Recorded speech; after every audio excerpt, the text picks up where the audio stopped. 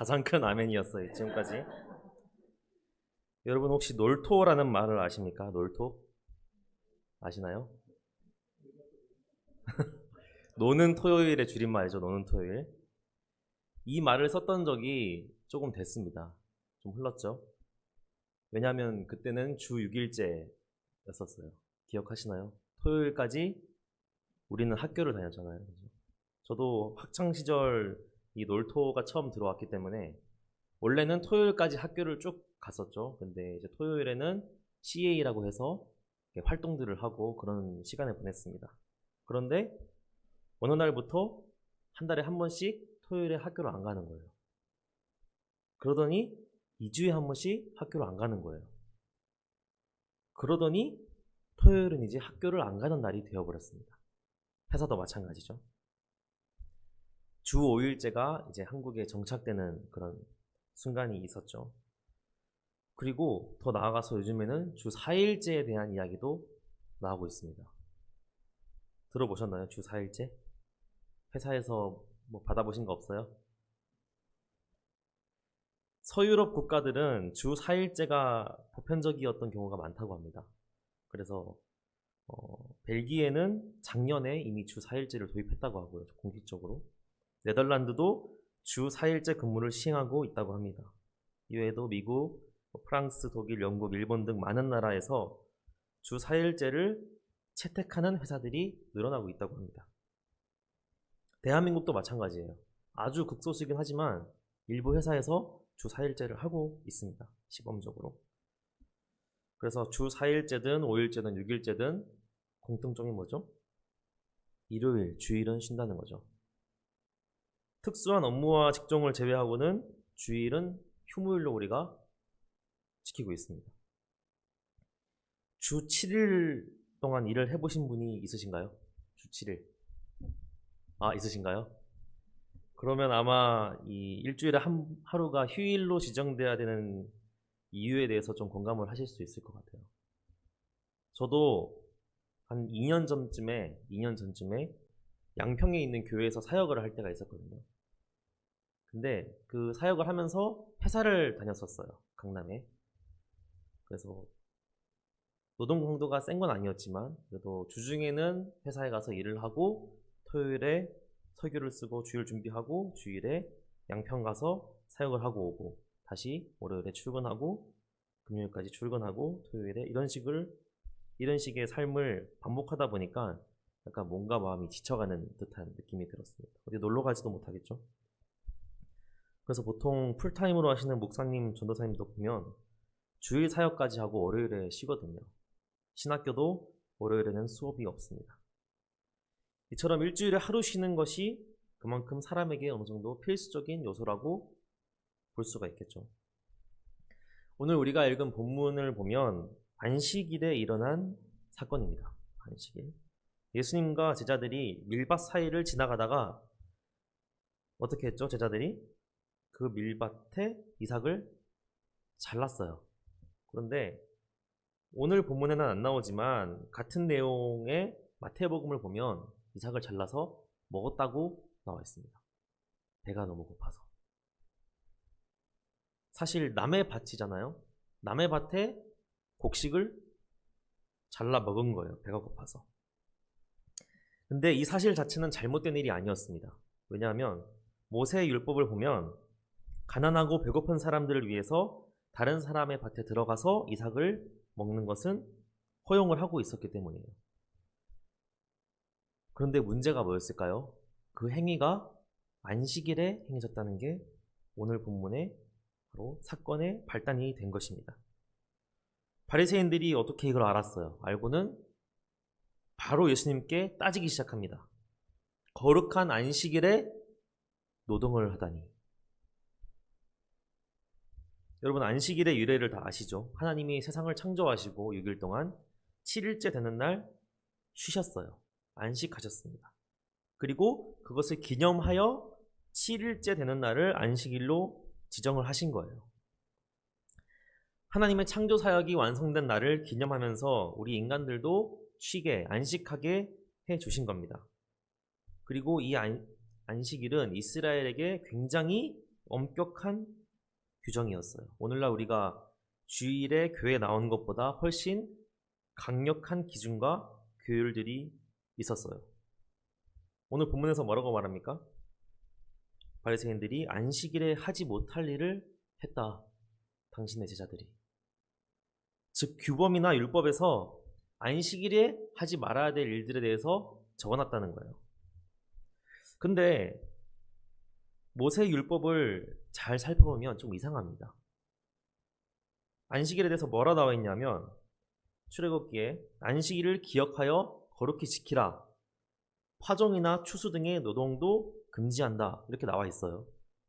근데 오늘 본문에는 추수를 한 게 아니잖아요. 그냥 지나가다가 따서 먹은 것 뿐이잖아요. 이것은 노동이라고 볼 수가 없습니다. 따라서 모세 율법에 있어서는 이게 안식일의 규정을 어기는 것이 아니었어요.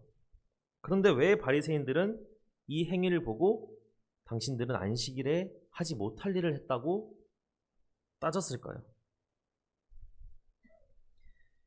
여러분 혹시 펜스 룰이라고 들어보셨나요? 펜스 룰? 들어보셨어요? 오. 펜스 울타리죠, 울타리. 룰은 규칙입니다, 규칙. 혹시 초등학교, 저는 1학년까지는 국민학교였거든요.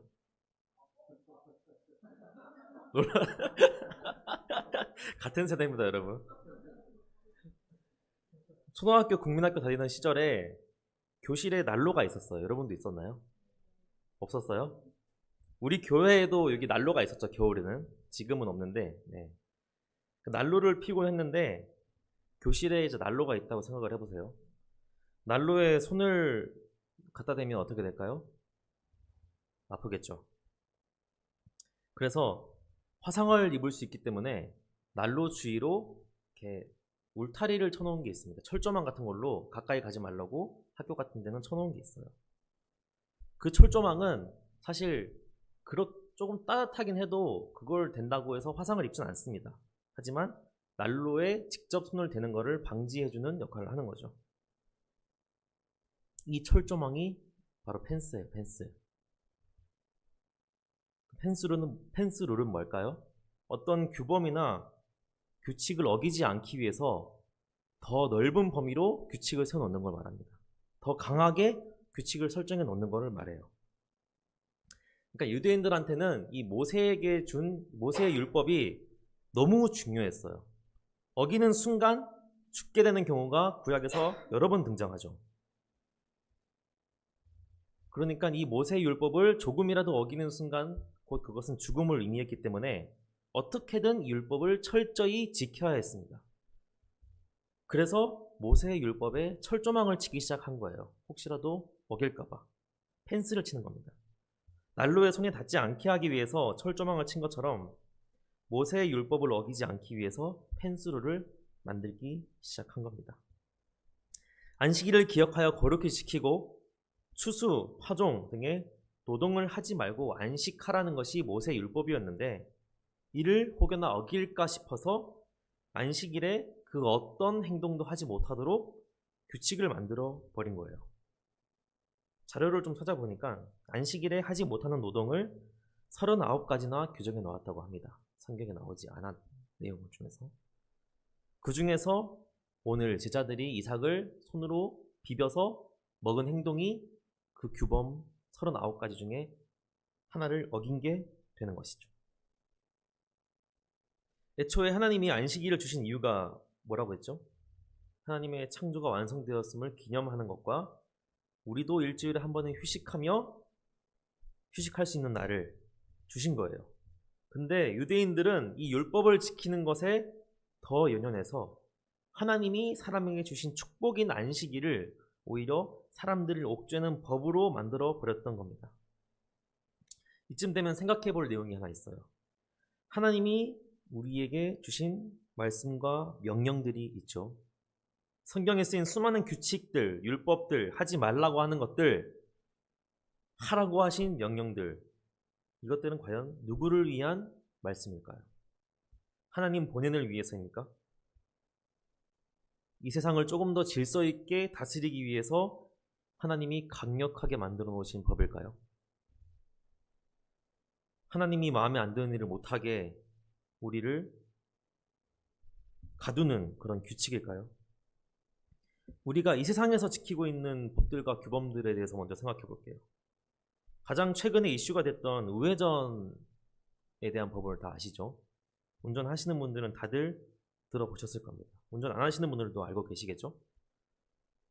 원래 우리나라에는 우회전 신호가 거의 없었어요. 그죠? 지금도 거의 없습니다.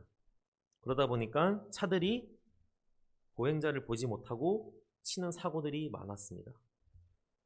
제가 일본에 갔을 때는, 일본에는 저희랑 반대죠. 거기는 좌회전입니다. 좌회전에 직진 사선이 빨간불일 때 차들이 좌회전하지 않아요. 그러니까 우회전을 하지 않아요. 빨간불이면 차들이 그냥 다 멈춰 있습니다. 하지만 우리나라는 급하죠. 빨리 가야 됩니다. 그래서 그런 사건들이 많이 발생하다 보니까 이 규칙이 최근에 강조되기 시작했습니다. 사람이 있으면 완전히 무조건 정차를 해야 되죠. 잘 지키고 계신가요?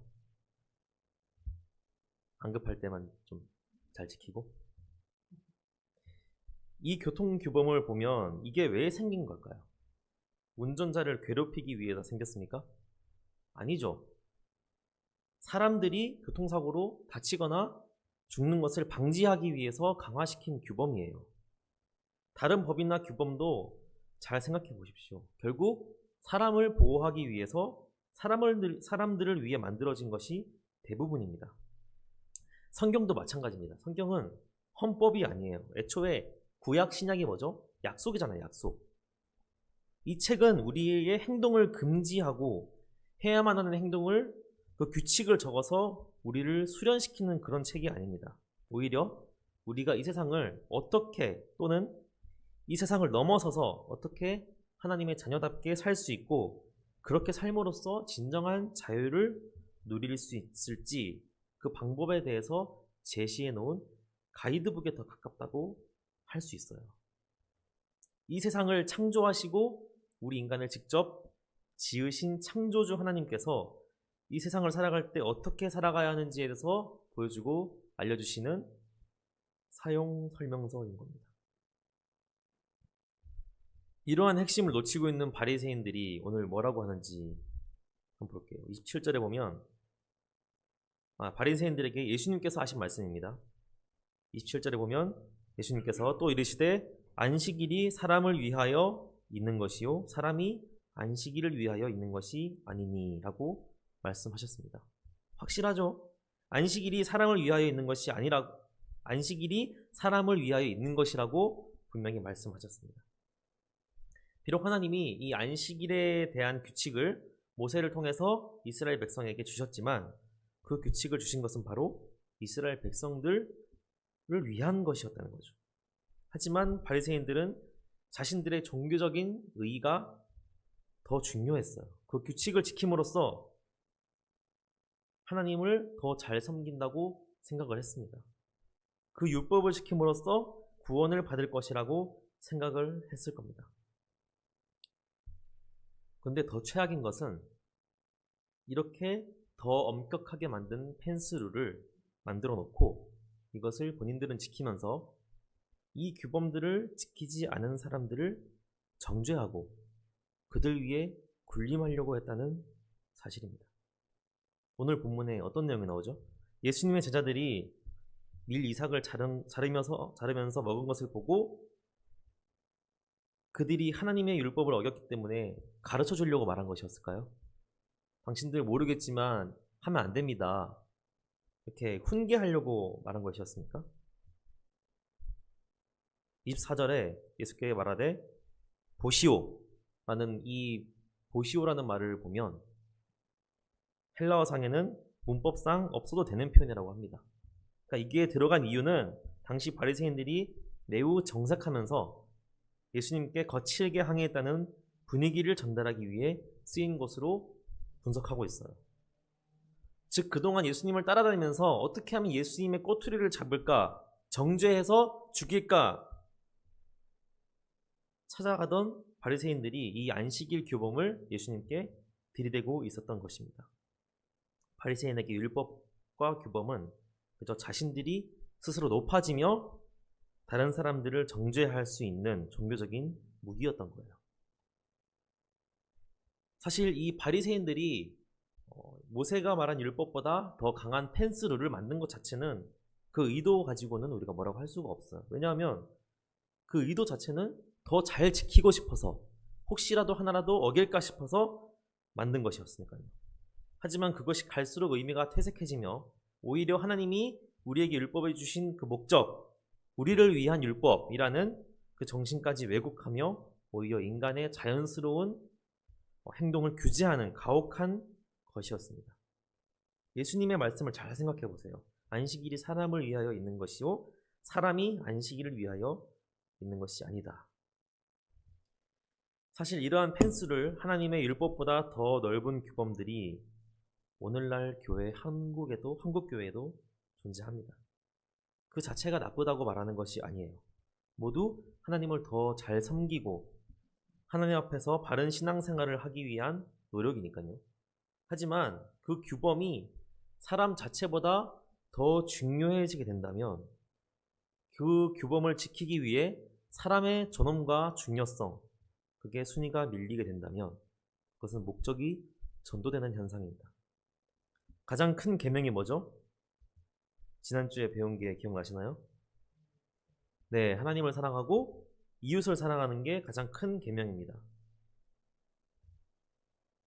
만약에 우리가 규정짓는 수많은 규범들과 규칙들이 이 하나님을 사랑하고 이웃을 사랑하는 것에 반하는 상황이라면 그것이 바로 앞뒤가 바뀐 이야기라는 거죠. 제가 무슨 주일에 교회 안 가도 되고 교회에서 하지 말라는 것들을 어기라고 말하는 게 아니에요. 만약 우리가 교회를 통해서 배운 모든 것들을 행하고 있을 때 그 중심은 하나님을 향하고 있어야 된다는 것입니다. 바리새인들처럼 우리도 사실 하나님을 사랑하기 위해서 만든 규칙들이 많이 있어요. 그 의도는 좋습니다. 하지만 그 규범들을 지킬 때 잘 살펴봐야 돼요. 규범을 지키기 위해 사람을 버리는 일이 없는지 살펴봐야 됩니다. 규범을 지키기 위해 형제를 사랑하고 이웃을 사랑하는 일을 포기해야 하는 건 아닌지 봐야 합니다. 정말 하나님을 사랑하고 이웃을 사랑하는 마음으로 규범을 지키려고 하는 것인지, 아니면 규범을 지킴으로써 나의 의의를 높이고 다른 사람들을 정죄하기 위해서 지키려고 하는 것은 아닌지 점검해 볼 필요가 있습니다. 예수님이 이 일을 변호하시면서 다윗의 이야기를 인용하세요. 다윗과 그의 부하들이 배가 너무 고플 때가 있었어요. 쫓겨다닐 때. 그래서 어떻게 했냐, 제사장을 찾아가서 제사장만 먹을 수 있는 진설병이라는 것을 먹습니다. 이것은 율법에 나와 있어요. 진설병은 제사장만 먹어야 한다는 것이 나와 있어요. 하지만 다윗은 그 부하들과 함께 이것을 먹었습니다. 예수님이 왜 이 이야기를 하셨을까요?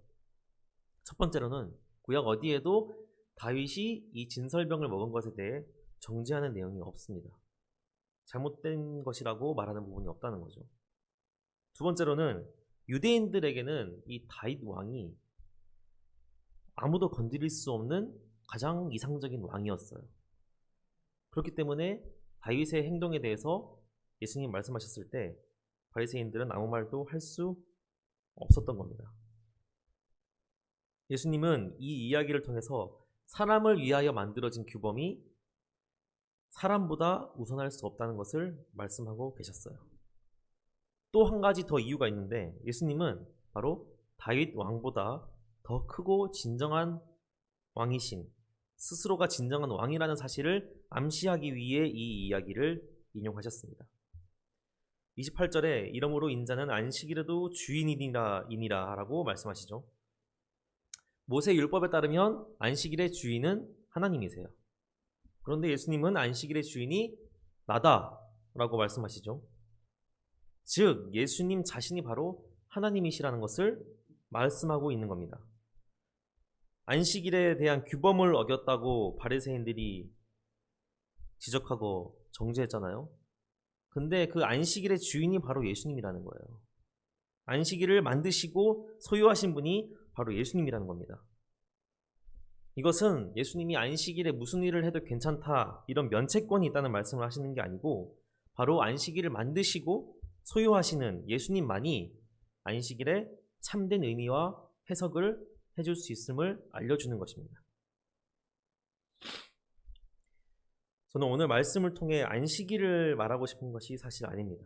또한 우리가 지키고 있는 하나님의 말씀 이외의 규범들을 지키지 않아도 된다라고 말하는 것도 아니에요.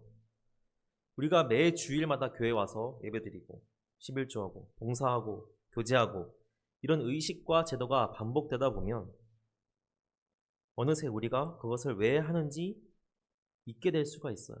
심지어는 목적이 전도되어서 의식과 제도, 규범을 지키기 위해 진정한 의미를 잃게 되는 위험성까지 있다는 것을 말하고 싶은 겁니다.